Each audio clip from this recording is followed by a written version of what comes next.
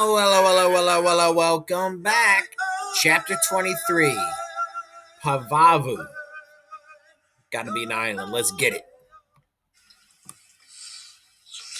Code Talker by Joseph Bruchak. Published by the Penguin Group. Chapter 23, Pavavu. Happy New Year, Jarhead, Smitty said before he poured part of his bottle of beer over my head. Oh, it rhymed. I had to laugh. He and several of our other Signal Corps guys had put on grass skirts and were swaying their hips to imitate the hula dancers we'd been entertained by on Hawaii, which was now thousands of miles away from us poor, lonely Marines. My shoulder was still too stiff for me to lift my arm high enough to return the favor to Smitty, so I covered the mouth of my own bottle of beer with my thumb and shook it. "Happy 1945, I yelled as I squirted foam back at him. 1945. I could hardly believe it. On the one hand, it seemed to me as if it were a few days ago when I was standing in the recruiting office convincing the Marines that I was old enough to join up. But on the other hand, remembering the battles I'd been through and the many men I'd seen killed or wounded, it seemed as if those days when I was just a Navajo boy going to school and helping his family with the sheep were long, long ago. I wished so much that this war would be over and I could go back to being just a Navajo sheep herder again. Along with a lot of other Marines, including a bunch of us code talkers, I was now on a tiny Pacific island called Pavavu. It was as hot as Bougainville, and the bugs were even worse.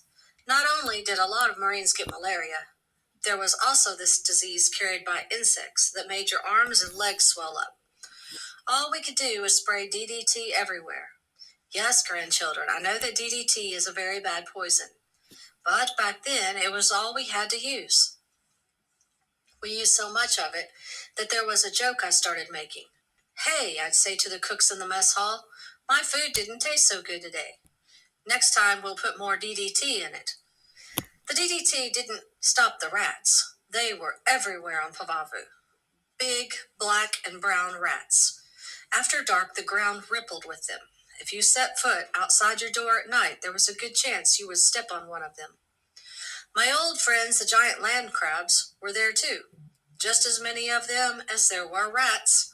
They were on the ground, climbing up the coconut trees, scratching on the sides of our tents.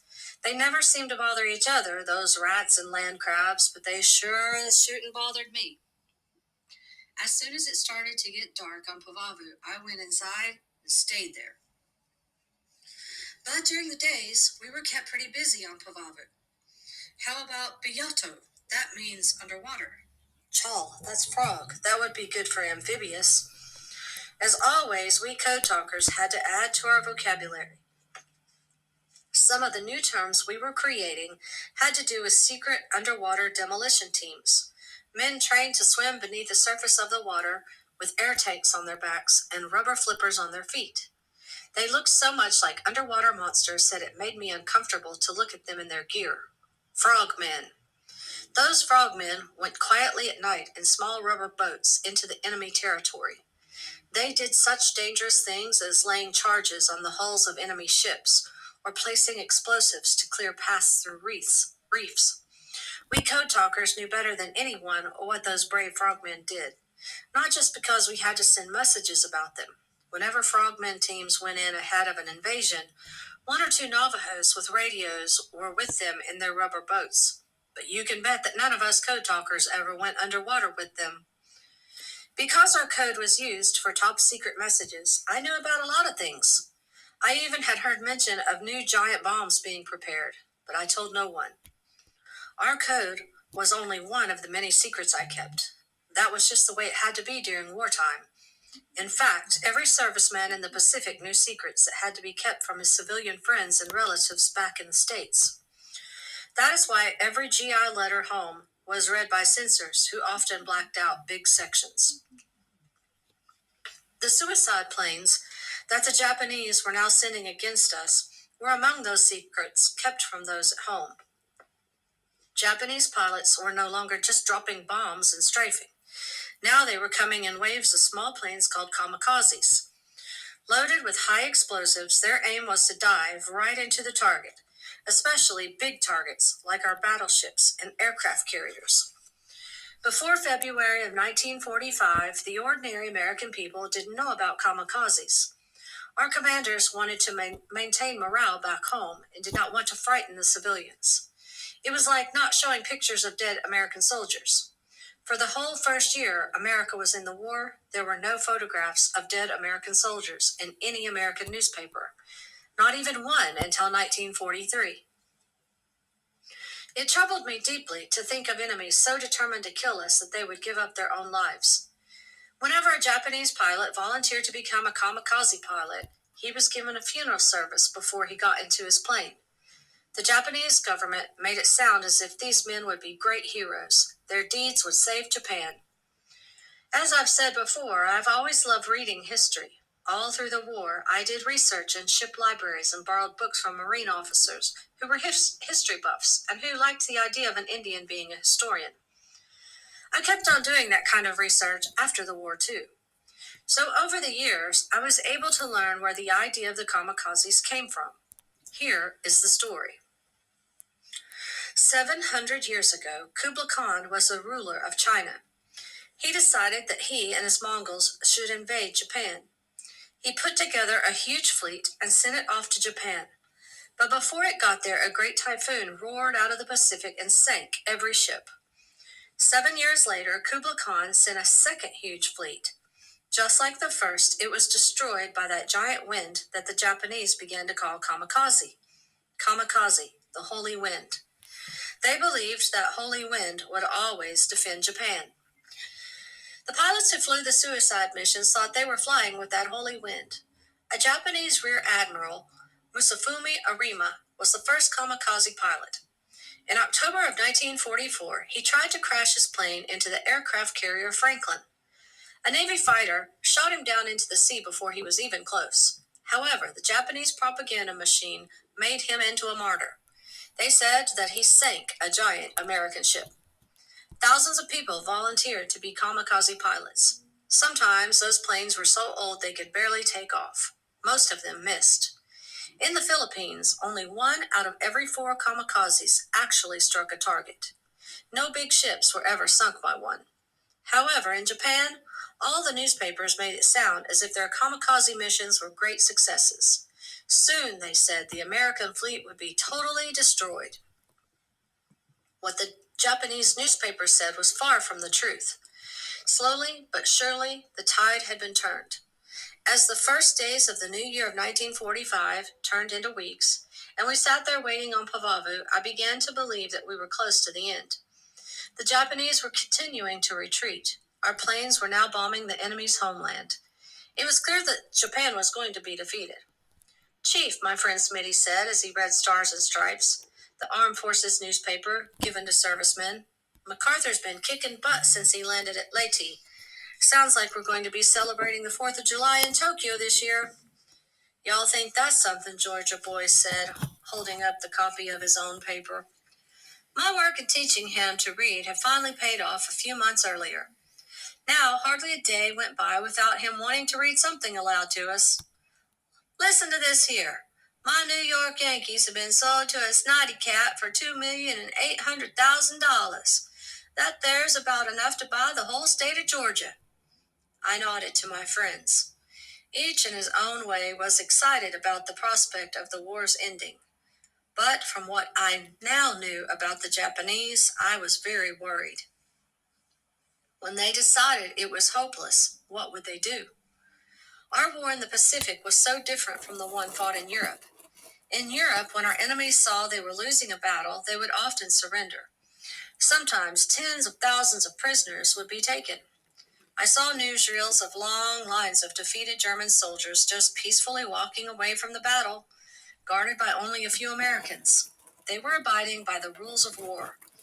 How I wish that the Japanese would behave that way. Their rules, though, were different.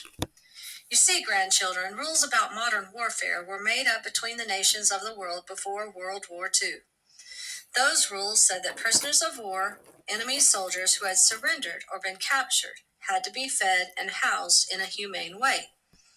They had to be allowed visits by the Red Cross. Those rules, called the Geneva Convention, were agreed to in 1929, and signed by almost every major nation, but not the Japanese. They had different ideas about war. They had been taught since childhood that retreating, surrendering, or being captured in war was a great shame to your nation and family. A Japanese soldier was supposed to die in banzai charges or kill himself rather than give up. Anyone taken captive by the Japanese was scorned as a coward. I learned after the war that as a result of that attitude, the Japanese prisoner of war camps were terrible places. Captured American and British and Australian soldiers were forced into slave labor, starved, and beaten.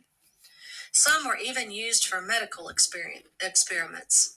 Nearly half of the Allied soldiers who were captured by the Japanese during the war died in those camps. In the years since the war ended, I have met former Japanese soldiers. Some even came here to Denatah and told me they were sorry for the things they did in the war. In Japan, one of those former soldiers told me, the Army had 2 million men held in reserve, along with thousands of kamikaze planes and suicide boats. 28 million people in our National Reserve Army. Some just armed with sharp sticks. Imperial Command told us to prepare for the glorious death of 100 million to defend our sacred soil. Although they were eager to get to Japan, a lot of our military leaders also dreaded that thought. Millions of lives, Japanese and American, would be lost in a full-scale invasion. So our leaders were trying to defeat Japan in other ways. The first way was through blockades. There were so many people on the Japanese islands that they could not grow enough food to feed everyone. They had to import food, as well as raw materials and fuel. Their fears that they would not have enough to survive as a nation had led them to war, so they would be able to control those things they needed. Now their war had cut them off from all their needs. By late 1944, their ships could no longer get into or out of Japan without being attacked by our submarines. Our other plan was to bomb Japan's cities and factories. If their losses were great enough, perhaps the Japanese command would realize that they had to surrender. Our bombers were flying every day from Saipan and Guam to make raids on Tokyo. First, planes flew over dropping millions of warning leaflets written in Japanese.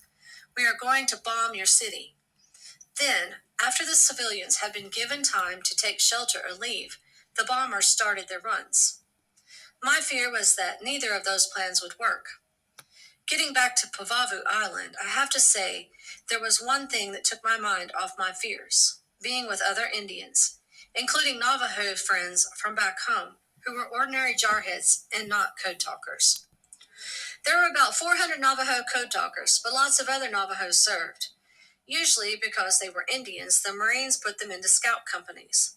There were at least 100 other Navajo Marines in World War II. Several scout companies were on Pavavu, and all of them had Indians. On Pavavu, I met Lakotas, Cheyennes, Cherokees, and Choctaws, even a Zuni. Nice. All of us being Indians in a white man's Marine Corps meant we had a lot in common. For one, every Indian had the same nickname. What do the guys in your unit call you? The answer was always the same. They call me Chief. Sam Little Fingernail, who was Cheyenne, was tired of it. We got so many darn chiefs, he said. There's no room for any Indians. Hey-o. Sam had a way to respond to people who called him chief, as long as they weren't superior officers who could bust him for insubordination. When someone who didn't know Sam called him chief, he would answer, "What, Mr. President?" Most people got the point. I never did that, though. I knew that my own white friends who called me chief didn't mean to insult me, and I didn't want to hurt their feelings by correcting them. We Indians had plenty to share about the things we'd been through, although we Navajos never told any Indian who was not a code talker anything about our secret. Near the end of our time on Pavavu, we all got together and held a sort of powwow. We Navajos did the Ya'i Bashi, our ceremonial dance that honors the holy people and brings them into our midst. The Oklahoma boys did some of their dancing too, and the Zuni guys sang a kind of honoring song for everyone. That was a good time, but I knew it couldn't last, and I was right. Soon after our powwow, our orders came to ship out. We were going to Iwo Jima. Oof. Epic.